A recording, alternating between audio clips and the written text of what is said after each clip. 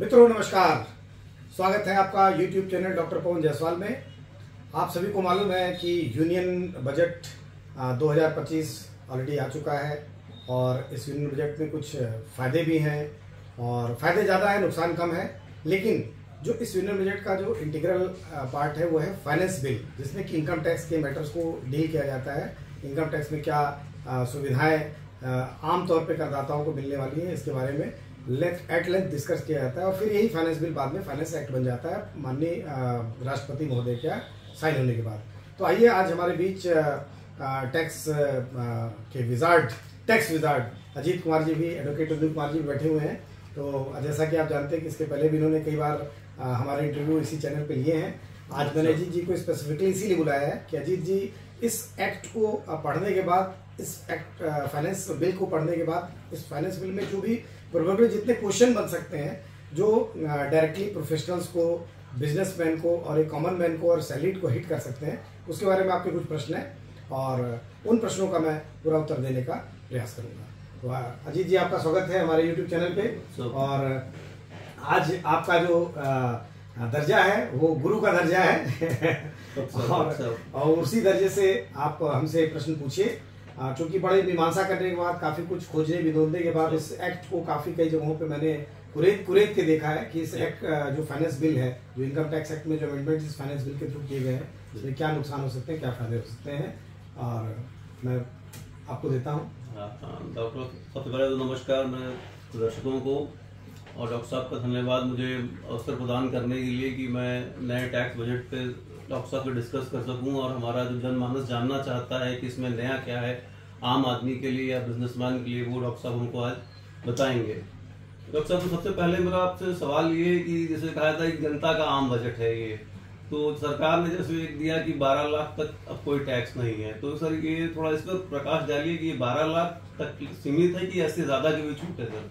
अजीत जी, 12 लाख रुपए तक की जो आमदनी है, यानी कि 1 लाख रुपए प्रतिमाह आमदनी करने वाला है, चाहे वो बिजनेसमैन हो और चाहे वो प्रोफेशनल हो और चाहे वो सैलरीड हो, उसके लिए एक चारों तरफ से आवाज आ रही है कि 12 लाख रुपए तक की आमदनी एग्जेम्प्ट है। थोड़ा सा मैं इसको डेप्थ में जाके बता दूं कि 12 लाख रुपए तक की आमदनी जो वेतन भोगी है उनके लिए एग्जेम्प्ट है। और वेतन भोगी को, अजीत जी आपको मालूम है, सेक्शन 16 में प्रोविजन होता है स्टैंडर्ड डिडक्शन का। नई रिजीम में 75,000 रुपए तक का स्टैंडर्ड डिडक्शन मिलता है, तो इस 75,000 को हम फिर जोड़ लेते हैं, तो सैलरी क्लास के लिए 12,75,000 रुपए की एक पकेट बन जाती है। 12,75,000 की छूट। और अगर आगे बढ़ते हैं, आप जानते हैं एनपीएस में एक स्पेशल स्कीम होती है 50,000 रुपए तक एडिशनल, तो अगर हम उसको भी कैप कर ले तो पूरा कैलिब्रेशन ये हमारा ये कहता है कि 12,75,000 प्लस 50,000 यानी कि 13,25,000 रुपए तक जिस नौकरी शुदा व्यक्ति की आमदनी है वो प्लान करके बिना टैक्स दिए, सेक्शन 87 के बेनिफिट 60,000 रुपए तक के लेके बिना टैक्स दिए अपने रिटर्न को फाइल करके अपनी आमदनी को एंजॉय कर सकता है। साथ ही बिजनेसमैन की अगर बात करें और हम उन बिजनेसमैन की या उन प्रोफेशनल्स की बात करें, रादर जो 44ADA से गवर्न होते हैं, तो उनके लिए बड़ा क्लियर कट मैसेज है कि अगर 24 लाख रुपए तक की आपकी आमदनी है सालाना, तो 50% इनकम डिक्लेयर करिए, 12,000 रुपए आता है और आपको कोई टैक्स देना नहीं पड़ेगा। तो बहुत ही उम्दा कदम भारत सरकार द्वारा, वित्त मंत्रालय द्वारा उठाया गया है। डॉक्टर साहब, जैसे आपने प्रोफेशनल्स के लिए कहा कि 24 लाख तक अगर उनकी इनकम है तो उनका 50AD में आते हैं तो वो क्लेम कर सकते हैं, तो क्या इसमें सरकार ने कुछ रिलीफ भी दिया है क्या? प्रोफेशनल तो लिमिट कुछ बढ़ाई डॉक्टर साहब इसमें? लिमिट तो वही पुरानी है, 75 लाख की लिमिट है और उसको थोड़ा सा और इनहांस किया है, 1 लाख रुपए किया गया है, 1 लाख रुपए किया गया है। लेकिन वहां पे 1 करोड़ रुपए किया गया, 75 लाख को 1 करोड़ रुपए किया गया है। लेकिन वहां पे एक कंडीशन, एक राइडर डाला गया है कि प्रोफेशनल्स अपनी आमदनी को 50 लाख रुपए तक अगर सीमित रखते हैं तो वो कैश भी ले सकते हैं और बैंक के थ्रू भी ट्रांजैक्शन कर सकते हैं।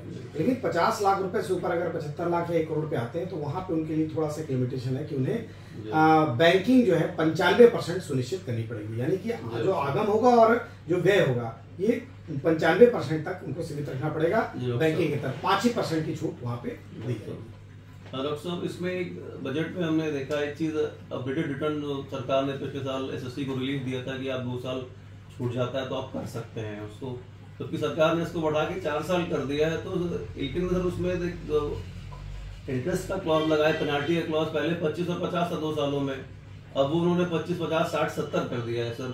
तो इसमें तो थोड़ा बताएं लोगों को कि किस तरह से इफेक्टिव है। और प्लस मुझे तो लगता है जो मेरे से पास जो क्लाइंट्स आते हैं वो कहते हैं कि सर जब 60% को देना है तो ठीक है, वो रेट का इंतजार करते हैं, तब हम तब जमा करेंगे, तो असेस कराएंगे अपने, तो हम टैक्स जमा करेंगे। तो सर थोड़ा इसमें से प्रकाश डालिए, क्या इसमें सरकार का सोच क्या है सर इसमें? बहुत बढ़िया चीज जी, आपने इस पूरे बजट की जो दुखती रत होती है वहां पे हाथ रखा है। मैं अपने दर्शकों से बता दूं कि अपडेटेड रिटर्न का जो कॉन्सेप्ट है वो बड़ा ही क्लियर कॉन्सेप्ट है कि यदि आप बैंक से लोन लेना चाहते हैं बच्चों को पढ़ाने के लिए, या अपनी क्रेडेंशियल प्रूव करना चाहते हैं और आपने अगर आयकर रिटर्न पिछले वर्षों का फाइल नहीं किया है, या आप नहीं चाहते कि आपका नियोक्ता या आपका डिडक्टर डबल रेट से आपका टीडीएस करे, 20% या मैक्सिमम मार्जिनल रेट से टीडीएस करे, तो उस केस में आपका रिटर्न फाइल करना अनिवार्य है। अब मान के चलिए किसी करदाता ने पिछले वर्षों के रिटर्न नहीं फाइल किए किसी भी कारण से,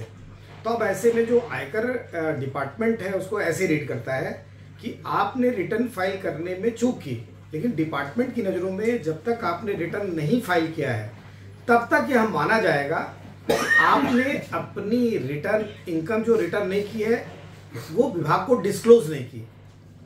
और अगर आपने कोई इनकम विभाग को डिस्क्लोज नहीं की तो उसको शीर्षक देते हैं अनडिस्क्लोज इनकम, जिसपे कि 60% टैक्स की रेट से टैक्स लगता है। और जाहिर सी बात है जब किसी भी करदाता के यहाँ जब एबनॉर्मल इनकम के चलते कोई इंफॉर्मेशन लगातार विभाग को मिलती है तो ऐसे में सर्वे कंडक्ट किया जाता है, सर्वे होता है या रेड कंडक्ट होती है। ऐसे केस में इस तरह की जो इनकम होती है उन्हें अनडिस्क्लोज इनकम माना जाता है और इसमें 60% टैक्स लगता है।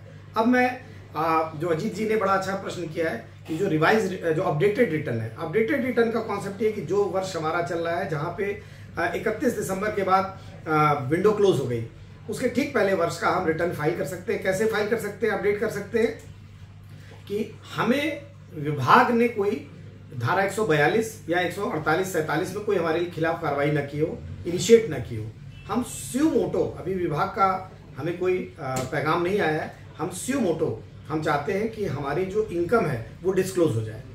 तो इस केस में आपको करना क्या पड़ेगा, पिछली अगर ठीक इमीडिएट पास्ट ईयर की अगर इनकम है तो उस केस में आपको जितनी आपका मूल टैक्स बनता है डिक्लेयर्ड इनकम पे, उस पे जो ब्याज बनता है इसके अतिरिक्त 25% और उस 25% पे जो ब्याज बनता है बना के आप दे देते हैं, टैक्स जमा कर देते हैं और आपका रिटर्न अपडेट हो जाता है। ठीक उसके पहले वर्ष में 50% additional tax and interest thereon वो आप देके फिर जमा कर सकते हैं। अब इस बजट से प्रोविजन ये किया गया है कि आप उसके ठीक पहले की भी अगर वर्ष का अगर रिटर्न छूट गया है, आय छूट गई है और उसको आप डिस्क्लोज स्यू मोटो करना चाहते हैं तो उस केस में आपको 60% एडिशनल टैक्स प्लस उस पर जो ब्याज बनता है वो देना होगा। और ठीक उसके पहले वर्ष का, यानी कि अगर किसी एक वर्ष की बात करें तो उसके पहले के चौथे वर्ष जो था वहां पे आपको देना पड़ता है 70% एडिशनल टैक्स और उस पर इंटरेस्ट भी। अब यहाँ पे अजीत जी आपका बड़ा नेचुरल बहुत बढ़िया क्वेश्चन है कि जो थर्ड ईयर जो हमारा थर्ड सक्सेसिव प्रीवियस ईयर जो हमारा गया है उसके लिए इस बार बजट में प्रोविजन किया गया 60% इंटरेस्ट टैक्स और उस पर इंटरेस्ट दिया जाए और तब हम अपना रिटर्न फाइल कर लें।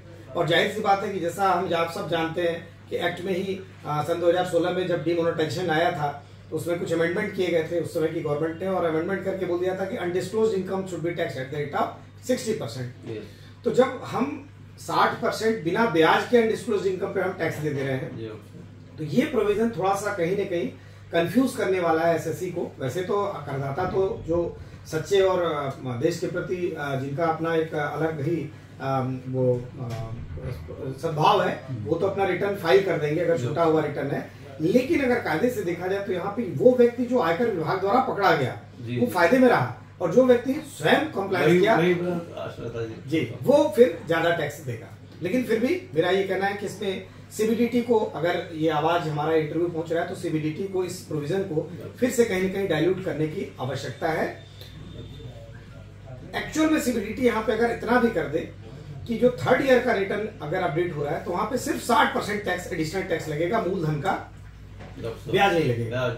और जो चौथे वर्ष का है उस पर भी 60% ही कर दिया जाए, 70 की जगह 60 कर दिया जाए विदाउट इंटरेस्ट। तो अगर इतना अमेंडमेंट हो जाता है तो ये जो फाइनेंस बिल है बहुत रूल से पैरेलल आ जाएगा और ये फाइनेंस बिल बहुत ही प्यारा, बहुत ही सुंदर बन जाएगा। डॉक्टर साहब जैसे आपने रेट की बात की, तो जैसे ये भी होता है कि किसी की रेट पड़ी, मान लीजिए बुक्स फाइनल हो पाई हैं नहीं हो पाई हैं, तो उसमें डिपार्टमेंट उसको या तो कहता है एसएससी को तुम सरेंडर करो, या उसको अनडिस्क्लोज्ड इनकम में जोड़ देता है। तो इसमें सर कुछ क्या प्रोविजन, कुछ चेंजेस सर आए हैं क्या इसमें? बहुत बढ़िया अजीत जी, आपने बहुत अच्छा प्रश्न किया है। बेसिकली इसमें जो सर्च की फील्ड में जो लोग कार्य कर रहे हैं, जो प्रोफेशनल्स काम कर रहे हैं और जो एसएससीज हैं, उनको भी मैं बता दूं कि देखिए दो चीजें हैं।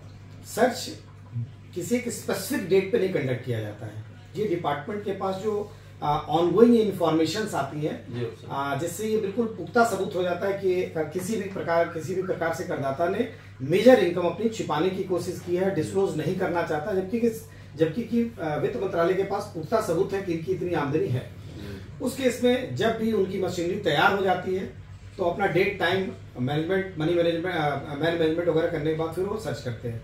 सर्च 1 अप्रैल से लेके 31 मार्च के बीच कभी भी हो सकता है, इसकी कोई मुहूर्त नहीं होता है। अब प्रश्न ये आता है कि हम एक अपना केस लेते हैं। हमारा केस है कि 31 मार्च 2024 को जो फाइनेंशियल ईयर खत्म हुआ, यानी कि 1 अप्रैल 2023 से एक फाइनेंशियल ईयर शुरू होता है और 31 मार्च 2024 को खत्म होता है। अब उस 24 वाले फाइनेंशियल ईयर के लिए जो रिटर्न फाइल करने की ड्यू डेट है वो 31 जुलाई भी है, वो 31 अक्टूबर भी है, और वो एक्सटेंड करते हुए विद लेट फीस 31 दिसंबर तक है। यानी कि 31 दिसंबर 2024।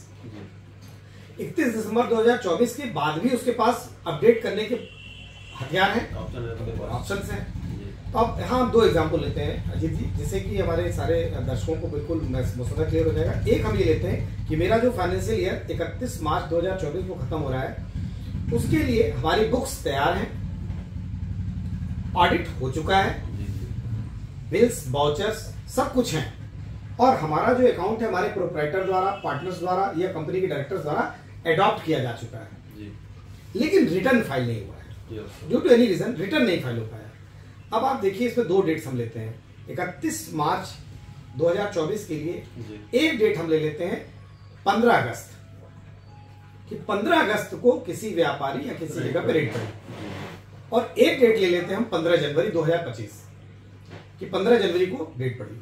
अब क्वेश्चन ये आता है कि अभी तक जो हमारा रूल ये था कि 15 अगस्त को जो रेट पड़ी या जो सर्च हुआ 15 अगस्त 24 को, या जो सर्च हुआ 15 जनवरी 2025, तो चूंकि रिटर्न नहीं फाइल हुआ था दोनों केस में, ऐसे में दोनों केस में विभाग अनडिस्क्लोज्ड इनकम मान लेता था उस पीरियड की, जितने की रिटर्न फाइल नहीं हो पाया। अब इस बजट में एक बहुत अच्छा लोगों को सुविधा दे दी गई, करदाताओं को सुविधा दे दी गई कि यदि आपका बुक्स ऑफ अकाउंट तैयार है, एडॉप्टेड है, बिल्स वाउचर आपके बने हैं, कोई करेक्शंस नहीं है आपके, आप एक्सेप्ट कर चुके हैं कि अकाउंट तैयार है, केवल रिटर्न नहीं फाइल हुआ है, उस केस में अगर 15 अगस्त को आपके यहाँ सर्च होता है, तो आप सभी जानते हैं, आप जानते हैं कि जो हमारी डेट है अभी 31 दिसंबर तक हमारे पास डेट है, लेट फीस के साथ टाइम है। और अगर हम आप व्यापार की बात करें तो 31 अक्टूबर हमारी डेट है, अभी तो टैक्स ऑडिट रिपोर्ट भी हमारी सबमिट होनी है। बिल्कुल। तो उस केस में जो 15 अगस्त को हमारी डेट पड़ी, तो हमारा जो फाइनेंशियल ईयर 1 अप्रैल से लेके 31 मार्च 2024 और 1 अप्रैल से 15 अगस्त तक की ये इनकम हमारी अनडिस्क्लोज्ड नहीं मानी जाएगी। बहुत बढ़िया। वहीं पे अगर हम 15 जनवरी की डेट की बात करें, तो अगर 15 जनवरी को अगर सर्च हो रहा है, तो चूंकि हमारी ड्यू डेट भी सारी रिटर्न की निकल चुकी है, लास्ट डेट भी निकल चुकी है, अब उस केस में क्योंकि आपका रिटर्न फाइल नहीं हुआ, फाउल कर गए, भले ही अपडेटेड रिटर्न का कॉन्सेप्ट वहां पे लाई करता है, लेकिन वो भी अपडेटेड रिटर्न का जब सर्च का मैटर ना हो, 142 की नोटिस ना दी गई हो, 147 में कोई नोटिस ना दी गई हो। अब वो देखिए कोई अलग कर लें, तो अब इस केस में आपकी 31 मार्च 2024 और उसके बाद 15 जनवरी तक की जो भी आमदनी होगी वो अनडिस्क्लोज्ड मान ली जाएगी। बहुत बढ़िया आपने दर्शकों को जानकारी दी इसके बारे में। अब तक अब थोड़ा हम आते हैं, जैसे जो समाज सेवी संस्थाएं होती हैं, इनका जो एनजीओ जिन्हें हम कहते हैं, तो इनमें सर कुछ बजट में नया सुन रहे हैं कि मिनी एनजीओ कर दिया है, एक प्रॉपर एनजीओ, या इनका जो रजिस्ट्रेशन का पीरियड है या जो इनका सर्टिफिकेट कितने टर्म का, इसमें कुछ चेंजेस हैं क्या? बहुत बढ़िया प्रश्न किया है। एक्चुअली हमारे भारत में लाखों की संख्या में एनजीओज हैं जो जहां भारत सरकार अपने मंतव्यों को या अपने कार्यों को जनता तक, आम जनता तक नहीं पहुंचा पाती है, वहां पे नॉन गवर्नमेंट ऑर्गेनाइजेशन बिना कोई लाभ की प्रत्याशा के लाभ लिए ये भी जनता तक अपनी सेवाएं पहुंचाती है। मसलन हम ले लें हॉस्पिटल्स हो गए या एजुकेशन सेक्टर हो गया, इसमें काफी काम करती है। साथ में वृक्षारोपण है, ब्लड डोनेशन है, एंड प्रौढ़ शिक्षा है, महिला सशक्तिकरण है, कई बाल विकास पुरस्कार है, कई चीजें हैं। लेकिन मोस्टली अगर हम बात करें तो हम एजुकेशन और हेल्थ को लेकर बात करें तो उसमें काफी लाखों की संख्या में एनजीओ काम कर रही हैं। ये एनजीओ पहले रजिस्टर्ड होती है सोसाइटीज रजिस्ट्रेशन एक्ट में, ये रजिस्टर्ड होती है कंपनीज एक्ट में एज ए चैरिटेबल ऑर्गेनाइजेशन, ये रजिस्टर्ड होती है आपकी ट्रस्ट एक्ट में रजिस्टर्ड होती है। रजिस्टर्ड होने के बाद इनको ये जरूरी होता है कि आयकर विभाग में भी जो इसके लिए एक सेपरेट डिपार्टमेंट बना हुआ है, कमिश्नर इनकम टैक्स एग्जेम्पशंस, वहां पे भी उनके कार्यालय में भी जाके अपने आप को रजिस्टर्ड कराएं। क्योंकि मुद्दा वही आता है कि आप एनजीओ हैं, ये तो आपकी जो इनकॉर्पोरेटिंग बॉडी है उसने आपको रिकॉग्नाइज कर दिया आपके फाउंडर, आपके ट्रस्टीज को देखते हुए, लेकिन जहां पे आप अपनी इनकम को रिटर्न करेंगे और उसके एक्सपेंसेस को क्लेम करेंगे और आय को आप एग्जेम्प्ट क्लेम करेंगे, वहां पे फिर सीआईटी एग्जेम्पशन में आपको अप्लाई करना पड़ता है। हालांकि सन 1962 से ही परंपरा चली, धारा section 12A, section 1023C, section 35 अलग अलग सेक्शन हैं जिनमें कि ये एनजीओ को जो है इनकम टैक्स से एग्जेम्पशन मिलते हैं, जिस भी धारा में एग्जेम्प्ट हो जाते हैं और जो उनके नेचर होता है। तो एक स्ट्रीमलाइन करने के लिए जो पहले कागजी कार्रवाई थी, जो पूरा कहते हैं करप्ट एनवायरनमेंट के अंदर जो पूरी सारी चीजें फाइलों पे चलती थी, इसको क्लीन करने के लिए हमारे माननीय प्रधानमंत्री मोदी जी ने कोरोना के ठीक बाद एक नया नियमावली दी कि हम भारत की सारी ऑर्गेनाइजेशन, सारी एनजीओ को हम ये चाहते हैं कि वो पुनः एक बार खुले दिल से आए, फिर से अप्लाई करें। हम उनको फ्रेश डिनोवो 12AB या 12 में ग्रांट करते हैं, सेक्शन 10 सबसेक्शन 23 में ग्रांट करते हैं। तो इसके लिए रूल बने, नए रूल फॉर्म हुए और कुछ लोग आए, कुछ लोग नहीं आए, कुछ लोग आए, कुछ लोग नहीं आए। फिर उन्होंने गवर्नमेंट ने इसमें एक एग्जिट टैक्स का कॉन्सेप्ट दे दिया कि अगर आप अपना रिन्यूअल नहीं कराओगे जी तो आपकी जो लास्ट बैलेंस शीट आपने फाइल की थी, उस बैलेंस शीट का हम मार्केट वैल्यूएशन कराएंगे, लायबिलिटीज को हटा लेंगे टोटल एसेट्स में से। जो एसेट्स की मार्केट वैल्यू आएगी लायबिलिटीज को घटाने के बाद उस पर हम 30% आपसे टैक्स ले लेंगे। इतना कॉन्सेप्ट आने के बाद सारी ऑर्गेनाइजेशन जाग गई, डेट एक्सटेंड की गई और वो करते करते 31 मार्च 24 तक आई और उसके बाद भी बढ़ती सितंबर तक आई। तो उसमें फायदा ये हुआ कि काफी लोग रजिस्टर्ड हो गए, फ्री रजिस्ट्रेशन में आ गए। अब इस नए रूल के आने के बाद जो नई संस्थाएं पहली बार जन्म ले रही हैं, उनका रजिस्ट्रेशन हो रहा है, इलेक्ट्रॉनिकली हो गया है, पूरा ऑनलाइन अप्लाई करना है फॉर्म। उस केस में 3 साल के लिए आयकर विभाग आपको पहले रजिस्ट्रेशन दे रहा है और बोला ये 3 साल के अंदर आप अपने आप को एस्टेब्लिश कर लीजिए, अपना बिजनेस कमेंस कर लीजिए, ठीक है। और बिजनेस कमेंस होने के 6 महीने बाद या 1-1.5 साल बाद फिर आइए हमारे पास, या 3 साल के अंदर, 3 साल कंप्लीट होने के ठीक 6 महीने पहले फिर आइए हमारे पास, हम आपको 5 साल के लिए रजिस्ट्रेशन देंगे। 5 साल बाद फिर हम आपकी एक्टिविटीज को 4.5 साल के बाद 5 साल के अंदर फिर से रिव्यू करेंगे और फिर उसके बाद फिर रिन्यूअल देंगे। अब चूंकि संस्थाएं सारी ऑनलाइन हो गई, दर्पण साइट पे भी रजिस्टर्ड हो गई और अपने अपने एक्ट में भी रजिस्टर्ड हो गई और साथ में इनकम टैक्स एक्ट में भी रजिस्टर्ड हो गई, सीआईटी में। अब ये देखा गया है कि भारत में जो एनजीओज हैं वो उनका जो बेस है बड़ा स्ट्रांग है, इनका corpus crore and crore of rupees में, इनमें जो लोग डोनेट करते हैं वो बहुत ह्यूज करते हैं। तो ऐसे में गवर्नमेंट ने इस बजट में थोड़ा सा एक रिलैक्सेशन दिया है कि एनजीओ 2 पार्ट में डिवाइड कर दी, एक छोटी एनजीओ एक बड़ी एनजीओ, एक एनजीओ एक छोटी एनजीओ। तो छोटी एनजीओ को उन्होंने ऐसे रिकॉग्नाइज किया है कि ऐसी एनजीओ जिसका कि जब रजिस्ट्रेशन ड्यू हो, रजिस्ट्रेशन का रिन्यूअल ड्यू हो, उसके ठीक पिछले 2 फाइनेंशियल ईयर में उनका टर्नओवर 5 करोड़ से कम हो, तो ऐसी एनजीओ को हम छोटी एनजीओ मानेंगे, स्मॉल एनजीओ मानेंगे। अब इन स्मॉल एनजीओ के लिए बताया है कि उन्हें हर 5 साल पे आने की जरूरत नहीं है, वो अपनी एक्टिविटीज करते रहें और 10 साल बाद अपना रजिस्ट्रेशन का रिन्यूअल करें। तो उनके लिए 10 साल दे दिया है, यानी कि 9.5 साल जब बीतेगा फिर अपने क्रेडेंशियल लेके वो जाएंगे। और अगर ठीक 2 वर्षों का रजिस्ट्रेशन जिस साल रिन्यूअल अप्लाई किया ठीक प्रोसीडिंग 2 फाइनेंशियल ईयर्स का अगर टर्नओवर 5 से कम है तो फिर 10 साल के लिए होगा, और अगर प्रोसीडिंग 2 ईयर्स का टर्नओवर 5 करोड़ से ज्यादा हो गया तो फिर उनका रजिस्ट्रेशन जो है या रिन्यूअल ऑफ रजिस्ट्रेशन केवल 5 वर्षों के लिए किया जाएगा। तो इसका मतलब जो छोटी संस्थाएं हैं वो 10 साल के लिए रिन्यू होगी और जो बड़ी संस्थाएं हैं वो 5 साल के लिए रिन्यू होगी। डॉक्टर साहब, यहाँ पर मेरे मन में एक प्रश्न आ रहा है या श्रोताओं मन में भी आ रहा होगा, जैसे आपने कहा कि रिन्यूअल के लिए जाएंगे तो लास्ट प्रीसीडिंग 2 ईयर्स का टर्नओवर देखा जाएगा। तो मान लीजिए 10 साल के लिए एक मिनी एनजीओ बनी, उसका पहले तो 2 करोड़ या 4 करोड़ टर्नओवर है, फिर उसके बाद तीसरे साल में 10 करोड़ हुआ, फिर 12 करोड़ 15 करोड़ हुआ, लेकिन जाके 9वें और 10वें वर्ष में फिर वो 2 करोड़ 3 करोड़, तो फिर उसके लिए वो भी मिनी एनजीओ ही रहेगा फिर।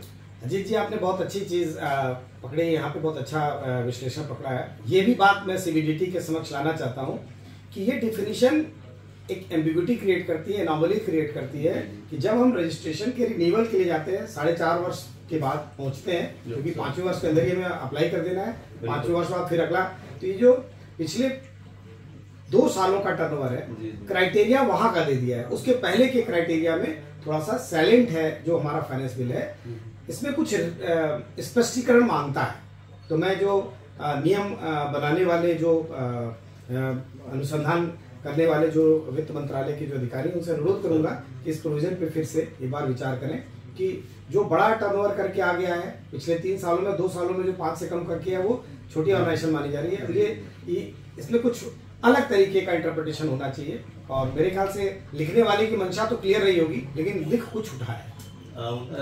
Law has various interpretations. Correct. अक्सर जैसे एनजीओ की बात चली पड़ी, तो इसमें जो इनकम टैक्स में सबसे ज्यादा जैसे डरता है या भागता है वो है पेनाल्टी है। सर, पेनाल्टी से हर आदमी को दिक्कत है या परेशानी है, तो पेनाल्टी में भी कुछ इसमें चेंजेस किए हैं लॉ में हमारे। बिल्कुल बिल्कुल अजीत जी, इसमें जो पेनल्टी इम्पोज किया थी, concealment of fact, concealment of income से रिलेटेड जो पेनल्टी इम्पोज होती थी, मैंने आय को आप छिपा गए। अभी होता क्या है, जो असेसिंग ऑफिसर होता है आपकी जब इनकम असेस करता है, तो आपने जो सबमिशंस दिए हैं और आपने जो अपनी बातें रखी हैं, चाहे वीडियो कॉन्फ्रेंसिंग पे, चाहे पर्सनल प्रेजेंट होके, चाहे फेसलेस, वो उसको एनालाइज करके देख लेता है कि इनिशिएट किसने किया, आपने किया, डिपार्टमेंट ने किया। अगर उसको ये लगता है कि डिपार्टमेंट के इनिशिएशन के बाद भी आप क्लीन हैंड नहीं आए, आप चीजों को दबाने का प्रयास कर रहे थे, जो पेपर वगैरह थे, तो ये कहीं न कहीं कंसीलमेंट ऑफ फैक्ट होता है। जब कंसीलमेंट ऑफ फैक्ट होता है, तो जो आपका कंसील्ड इनकम पे, जो डिलिबरेटली कंसील्ड इनकम पे जो टैक्स बचता है वो बनता है, वो और प्लस जो एरिया है आपका इंटरेस्ट है, वो उस पर आपसे लिया जाता है। अगर आपने रिफंड ले लिया है तो उसमें सेक्शन 234D में उस पर भी ब्याज लेके आपसे वापस ले लिया जाता है। अब क्वेश्चन यहाँ पे है कि सिर्फ अगर इतना ही विभाग रखता, तो एक आम ऐसे करदाता में जो वेल्थ क्रिएटर है और ट्रू वेल्थ क्रिएटर है, ऑनेस्ट है, और एक ऐसा व्यक्ति जिसको विभाग ने पकड़ा, दोनों के बीच कोई डिस्टिंक्शन नहीं हो पाता है। तो इस डिस्टिंक्शन को एस्टेब्लिश करने के लिए आयकर विभाग बोला कि हम जो डिलिबरेटली इनकम कंसील करेगा, हम उस पर पेनल्टी का क्लॉज रखेंगे। तो आयकर रिटर्न से रिलेटेड जब स्क्रूटनी होती है, उस केस में अगर कोई कंसीलमेंट पाई जाती है, डेलिबरेट अगर कंसीलमेंट पाया जाता है और अपरेंट ऑन रिकॉर्ड है या उसके बिहेवियर से लग रहा है, तो ऐसे में पेनल्टी नोटिस इनिशिएट की जाती है। इसके डिफरेंट सेक्शन पुराने एक्ट में भी थे, नए में भी धारा है, 270A है, 271(1)C है, सो ऑन। तो अब इसमें जब असेसिंग ऑफिसर आपका इनकम एसेस कर रहा है, उसी समय आपको ऑर्डर पास करते समय एक पैरा दे देता है कि सेपरेटली पेनल्टी की प्रोसीडिंग इनिशिएट की जाती है। अब ये पेनल्टी उस असेसिंग ऑफिसर को जिसने ये इनिशिएट किया है, अपने, और अगर जरूरत है, बड़ा अमाउंट है, तो अपने ऑफिसर से, जो सीनियर ऑफिसर है, ज्वाइंट कमिश्नर लेवल का, उससे परमिशन भी ले लेता है, और उसके बाद वो पूरी कार्रवाई को, प्रोसेस को कंप्लीट कर देता है, पेनल्टी कार्रवाई को प्रोसेस कंप्लीट कर देता है, 6 महीने के अंदर कर देता है, जिस दिन से इनिशिएट किया था। अब इसमें क्वेश्चन ये आता है कि जो एसएससी है, वो अगर डिपार्टमेंट के ऑर्डर से एग्रीव्ड है, तो उसमें फर्स्ट अपील का प्रोविजन है, अपील में चला गया कि वो 20% जमा करेगा डिमांड अमाउंट का, और उसका फर्स्ट अपील करेगा। फर्स्ट अपील में भी अपनी टाइम लिमिट है, लेकिन चूंकि अत्यधिक है, अपील्स की अत्यधिक है, उसमें समय लग जाता है। फर्स्ट अपील भी उसके अगेंस्ट आ गई, अब वो सेकंड अपील में चला गया, इनकम टैक्स अपीलेट ट्रिब्यूनल में। अपीलेट ट्रिब्यूनल में जब डिसीजन आएगा उसके खिलाफ, यानी कि एसएससी के फेवर में नहीं है, डिपार्टमेंट के फेवर में डिसीजन है, अब ऐसे में जिस दिन वो ऑर्डर पास करेगी आईटीटी, उस ऑर्डर की सर्टिफाइड कॉपी वो एसएससी को भी देती है और साथ में वो डिपार्टमेंट को भी सर्व करती है। पिछले बजट तक यह क्लियर था कि जिस महीने में वो ऑर्डर सर्व किया जा रहा है डिपार्टमेंट को, उस महीने के एंड से 6 महीने के अंदर एओ पेनल्टी इंपोज करेगा, या पेनल्टी की कार्रवाई प्रोसीड करके शोकॉज नोटिस देके, सुनवाई का अवसर देके उसको वो कंप्लीट करेगा। इस बजट में थोड़ा सा डिपार्टमेंट को रिलैक्स किया गया, थोड़ा सा डिपार्टमेंट को थोड़ा टाइम से रिलैक्सेशन दिया गया, और यहाँ पे वर्ड इस्तेमाल किया गया है कि from the date of service of the order of the tribunal ITT, the quarter in which it has been served, 6 months from the end of the quarter in which the notice has been, the order has been served from ITAT to the AO. यानी कि अब एओ को समय ज्यादा मिल गया। एक example लेते हैं अजीत जी हम लोग कि मान लीजिए हमारा कोई क्वार्टर है और वो 20 जनवरी को ITAT से 20 जनवरी 2025 में कोई ऑर्डर नीचे आ गया। तो अब ये कब कैसे चलेगा, देखिए 20 जनवरी को जो क्वार्टर एंड होता है वो होता है जनवरी फरवरी मार्च Q4 होता है, ये एंड होता है 31 मार्च को।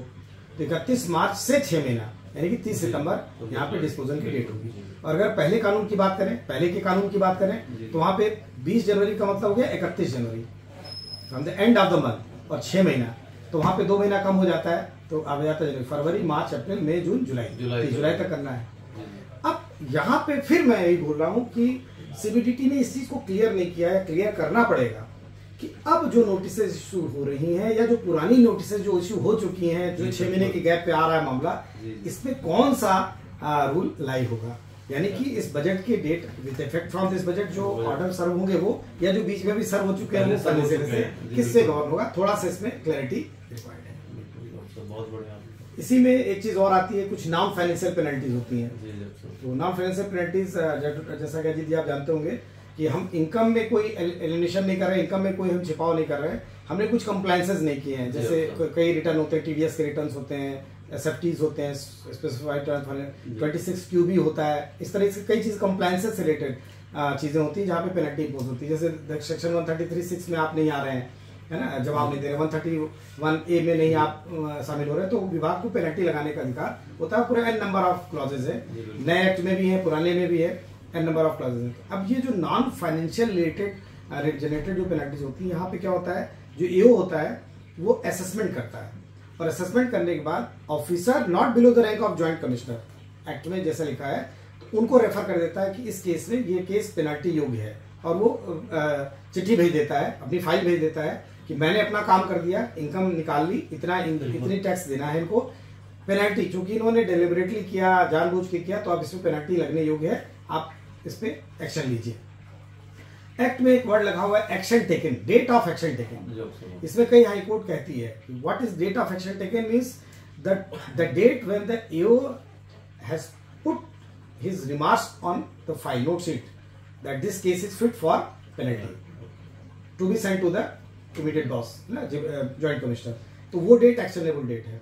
कुछ लोग ये कहते थे पहले कि नहीं, जब ज्वाइंट कमिश्नर या एडिशनल कमिश्नर जब शो कॉज नोटिस देगा SSC को, तो वो शो कॉज की डेट जो है एक्शन की डेट एक्शन डेट की मानी जाएगी, वहां 6 महीना चलेगा।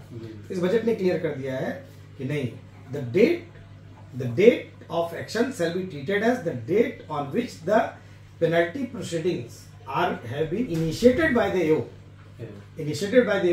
and the file has been sent to the joint commissioner. अब joint commissioner उसको सुनवाई करेगा, ज्वाइंट कमिश्नर पे फाइल पे सुनवाई करेगा, शोकॉज नोटिस देगा, शोकॉज नोटिस देने के बाद वो लगाएगा। कई चीजें ऐसी इस एक्ट में जो थोड़ा सा डाइल्यूट हो गई हैं कि वो पावर जो है ज्वाइंट कमिश्नर की फिर से वेस्ट कर दी गई है, AO के पास वेस्ट कर दी गई। इसी एक्ट में एक जगह और लिखा हुआ है इस फाइनेंस बिल में कि वो ज्वाइंट कमिश्नर की पावर को फिर से पुनः इनके में वेस्ट कर दिया गया। तो अब क्वेश्चन ये आ रहा है कि पुरानी वाली जो ज्वाइंट कमिश्नर जिसको AO ने इनिशिएट करके ज्वाइंट कमिश्नर को भेजा था, उसमें पेनल्टी कौन लगाएगा?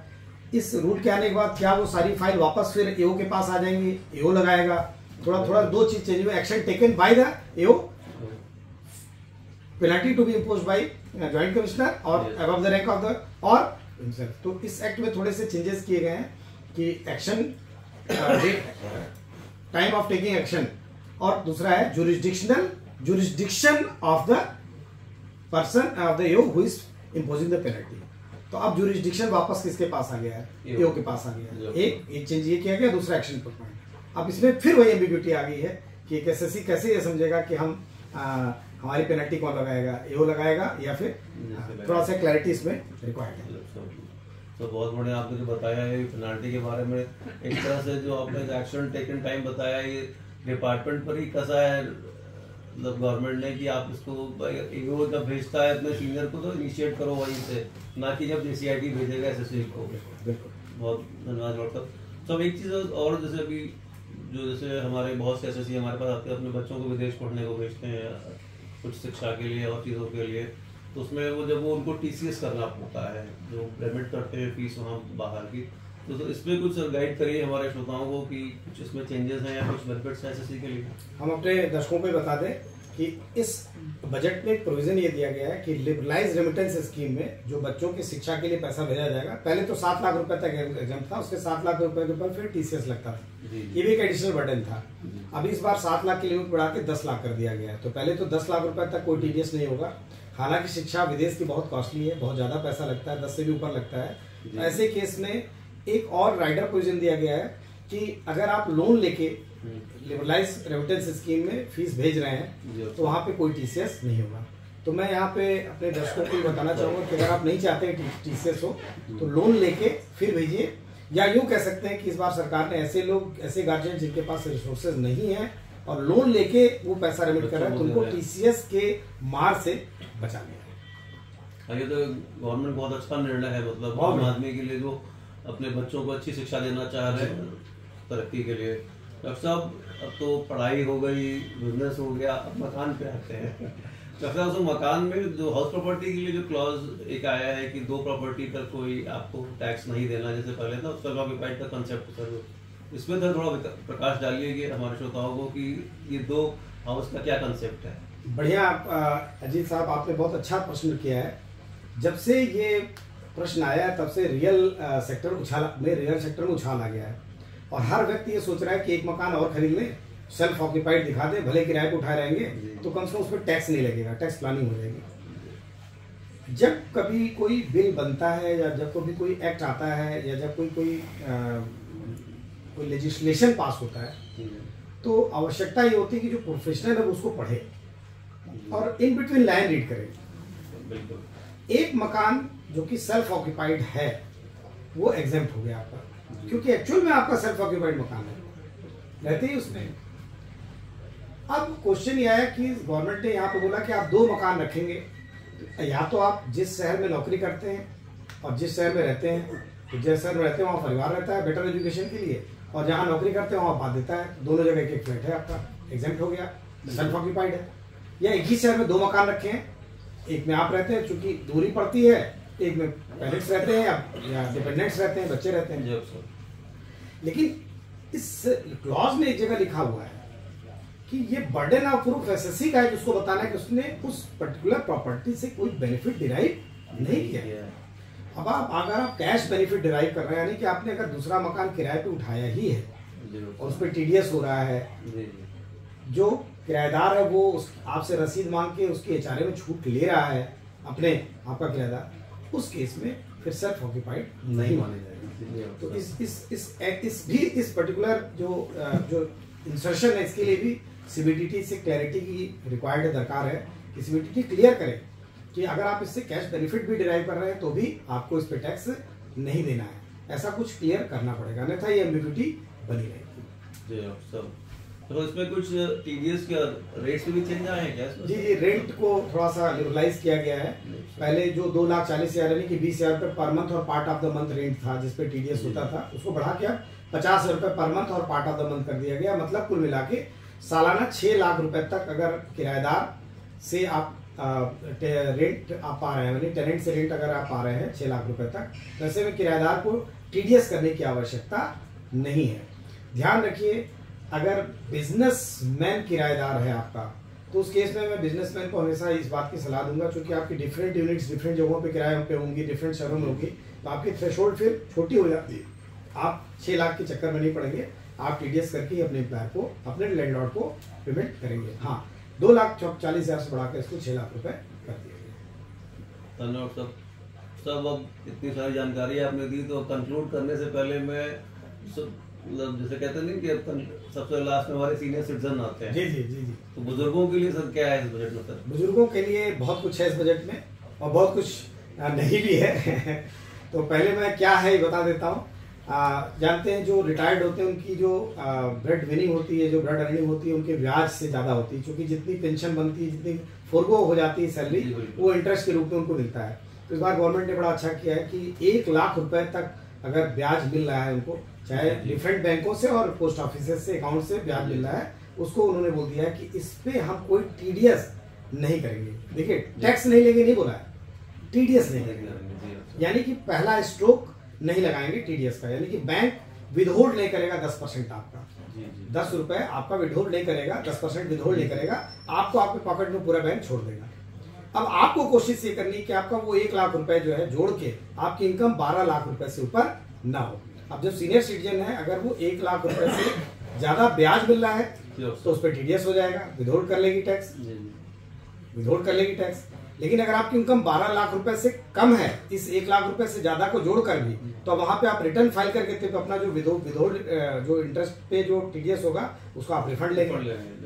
ठीक है, तो बेटर ये है कि आप अपने बैंक को टाइम रहते ही फॉर्म 15H, क्योंकि सीनियर सिटीजन है तो 15H एक्जीक्यूट कर दीजिए और रिक्वेस्ट कर लीजिए बैंक टीडीएस ना करें, क्योंकि थ्रेशोल्ड 1 लाख का तो उनका अपना इंडिविजुअल है, उनको एक लेटर और दे दीजिए कि मेरी टोटल इनकम 12 लाख रुपए से ज्यादा नहीं है, जो कि 15H का ही कंटेंट होता है। तो ये एक तो ये हो गया। दूसरा, इस एक्ट में जो सीनियर सिटीजन की एक डेफिनेशन थी कि जिनकी आमदनी 3 लाख रुपए तक है और जो 60 साल के हैं, 60 साल को जो इस फाइनेंशियल ईयर में 60 साल के हो गए हैं किसी भी डेट पे, और जो 80 साल के हो गए किसी भी डेट पे वेरी सीनियर सिटीजन हो गए, उनकी इनकम 5 लाख तक है, जो कि बिल्कुल 2.5 लाख से उठाया है और सीधे 12 लाख पे ले गया है। तो यहाँ पे सीनियर सिटीजन की डिफिनेशन कहीं चेंज नहीं है, और अगर सीनियर सिटीजन की डिफिनेशन कहीं चेंज नहीं है और अगर थ्रेशोल्ड लिमिट 2.5 लाख से बढ़ के 4 लाख हो गई है, तो इसका मतलब सीनियर सिटीजन का जो कॉन्सेप्ट है वो भारत सरकार ने खत्म कर दिया है या खत्म करने को उन्मुख है। अब केवल वेरी सीनियर सिटीजन बचे 5 लाख वाले, ना 80 साल से ऊपर वाले बचे। तो यहाँ पे भी मैं सीबीडीटी से नीति नियंताओं से अनुरोध करूंगा कि जो बुजुर्ग हमारे देश के हैं, जिनकी संख्या करीब 30% के आसपास है पूरी जनसंख्या का, युवा तो 66% है, 30% है, इनके लिए भी ख्याल रखा जाए, इनकी भी लिमिट को थोड़ा सा एक बार फिर से रिवाइज किया जाए। अन्यथा अगर नहीं भी करते हैं तो सब खुश है, क्योंकि 12 लाख रुपए तक की इनकम, 12,75,000 की इनकम या 13,25,000 रुपए तक की इनकम, या प्रोफेशनल के लिए 24 लाख रुपए तक की इनकम, वैसे भी 24 लाख पे 50% डिस्क्लोज करके 12 लाख तक एग्जाम हो चुकी है। बहुत बहुत धन्यवाद डॉक्टर इसके लिए। एक चीज जैसे आपने बताया कि सीनियर से 15H जैसे उनका टीडीएस नहीं कटे, लेकिन अक्सर देखा गया कि बैंकों में देने के बाद भी वो टीडीएस बैंक काट लेते हैं, ये सर थोड़ा नहीं समझ में आता, अच्छा क्यों? बहुत अच्छा प्रश्न किया है अजीत जी आपने। बैंकों का कॉन्सेप्ट ये होता है, क्योंकि अभी भारतवर्ष में 1 मैन 1 आधार 1 पैन 1 बैंक अकाउंट नहीं अलाउड है। अभी क्या है, 1 आधार 1 पैन वाला मल्टीपल बैंकों में मल्टीपल अकाउंट खोल सकता है, depending upon time, place, person and as per the applicable rules. अब ऐसे में बैंक का ये कॉन्सेप्ट होता है, थीम होती है, उनको दिखता भी है कि आपकी कहाँ कहाँ और अकाउंट है, तो बैंक ये मान के चलता है कि आप 15H due to lack of your knowledge आप हर बैंक को दे दिए हैं, इसलिए बैंक काट के चलता है, बैंक उसमें काट लेता है। अगर 1 बैंक 1 पर्सन 1 बैंक का कॉन्सेप्ट होता तब वहां पे ये रूल नहीं होता। हालांकि वो बैंक गलत करता है, जब बैंक 15H मिल गया तो बैंक को ये चाहिए कि वो स्टैंडिंग ऑर्डर लगा दे कंप्यूटर पे कि इनका टैक्स ना काटा जाए, क्योंकि जो भी लॉ का वायलेशन होगा अल्टीमेटली इनकम टैक्स डिपार्टमेंट के इंस्पेक्टर बैठे हैं, वहां का पूरा मैकेनिज्म है इस चीज को पकड़ने के लिए। AIS है, TIS है, 26S है, वो मैकेनिज्म ऑलरेडी है जो concealment of income, concealment of fact और अनडिस्क्लोज इनकम के बारे में डील करता है। हालांकि ये सारी चीजें हैं, फिर भी बैंक कर ही लेता है, TDS कर लेता है। तो मैं यही कहूंगा अपने सीनियर सिटीजन सारे लोगों से कि अगर आपका टैक्स कट गया तो घबराने की आवश्यकता नहीं है, मार्च का वेट करिए, जैसे ही यूटिलिटी आती है आप अपना ITR फाइल करिए और ITR फाइल करते अपना रिफंड ले लीजिए। एक चलते चलते अजीत जी मैं आपके मार्फत ये अपने दर्शकों से बताना चाहूंगा कि इस बात को ध्यान रखिए कि 12 लाख रुपए तक की टोटल आमदनी पे टैक्स नहीं पे करना है। ये जो टैक्स नहीं पे करना है, इससे गवर्नमेंट 1 लाख करोड़ रुपए का रेवेन्यू लॉस कर रही है। आपके यहाँ पे गवर्नमेंट टैक्स दे रही है, लेकिन ध्यान रहे अगर आपकी इनकम 4 लाख रुपए से एक्सीड कर जाती है तो आपको ITR भरना अनिवार्य है। 4 लाख रुपए से ऊपर इनकम होने पे आपको ITR भरना अनिवार्य है। और मैं साथ में दर्शकों को भी बता दूं कि जो लोग ओल्ड टैक्स रेजिम से गवर्न हो रहे हैं, अगर उनका डिडक्शंस, जैसे उनकी इनकम 4.5 लाख है और डिडक्शंस के थ्रू रिबेट और डिडक्शन लेने के कारण अगर उनकी आमदनी 1 लाख 2 लाख रुपए हो जा रही है, 2.5 लाख हो जा रही है, तो भी उनके लिए रिटर्न फाइल करना अनिवार्य है। ठीक है, तो इस चीज को दर्शक ध्यान रखें। और आज आप हमारे स्टूडियो में आए, हमारे चैम्बर में आए और आपने इतना बढ़िया इंटरव्यू लिया कि उन अनछुए पहलुओं पे हम लोगों ने डिस्कस किया, जो पहलू बजट डिस्कशंस के दौरान न्यूज़पेपर्स में और मीडिया में, सोशल मीडिया में छूट गए थे, उन पे हम लोगों ने पूरा यह डिस्कशन किया। और मैं अनुरोध करूंगा कि आइए किसी दिन फिर बैठते हैं और ट्रांसफर प्राइसिंग पे बिल्कुल और कुछ रेट पे कुछ और फिर एक बार ऐसे हम लोग अपना डॉक्टर साहब, मैं आपका बहुत धन्यवाद करता हूँ जितनी जानकारी आपने मुझे दी, हमारे श्रोताओं को दी, उसके लिए। पर कंक्लूड करने से पहले, श्रोताओं को नमस्कार बोलने से पहले मैं चाहूंगा जो हमारा नया उपक्रम है आपका फिक्स माई टैक्स, थोड़ा इसके बारे में बताएं, तब सर फिर हम बुझा लेते हैं। बहुत बढ़िया अजीत जी। अब हमने एक स्टार्टअप क्रिएट किया है कर साथी कंसल्टेंट प्राइवेट लिमिटेड, जिसमें कि हम भारत के उन तमाम युवा प्रोफेशनल्स को मौका दे रहे हैं कि आएं और हमारे साथ जुड़ें। और जितने एसएससीज हैं, क्योंकि टैक्स रिजीम अब इजी हो रही है, तो एसएससीज को भी हम एक वन स्टॉप प्लेटफॉर्म प्रोवाइड कर रहे हैं और इसका नाम रखा हमने फिक्स माई टैक्स, जो कि बहुत जल्दी ही आपको गूगल पे, प्ले स्टोर पे और iOS पे अवेलेबल मिलेगा। और इसका जो थीम है वो ये है कि जहां पे आयकर डिपार्टमेंट और जीएसटी डिपार्टमेंट की वेबसाइट रुकती है, वहां से ये वेबसाइट या वेब पेज या ऐप आपको हेल्प करना शुरू करता है। तो सब्सक्राइब करना फिक्स माई टैक्स को हमारे दर्शक न भूलें। बिल्कुल। और अजीत जी, आपका बहुत बहुत धन्यवाद। और हम अपने दर्शकों से भी विदा लेते हैं। देखते रहिए YouTube channel doctor Pawan Jaiswal. फिर मिलेंगे किसी अन्य महत्वपूर्ण टॉपिक पे, इनकम टैक्स और जीएसटी पे चर्चा करने के लिए, आपका ज्ञान वर्धन के लिए। आज के लिए इतना ही। धन्यवाद। नमस्कार।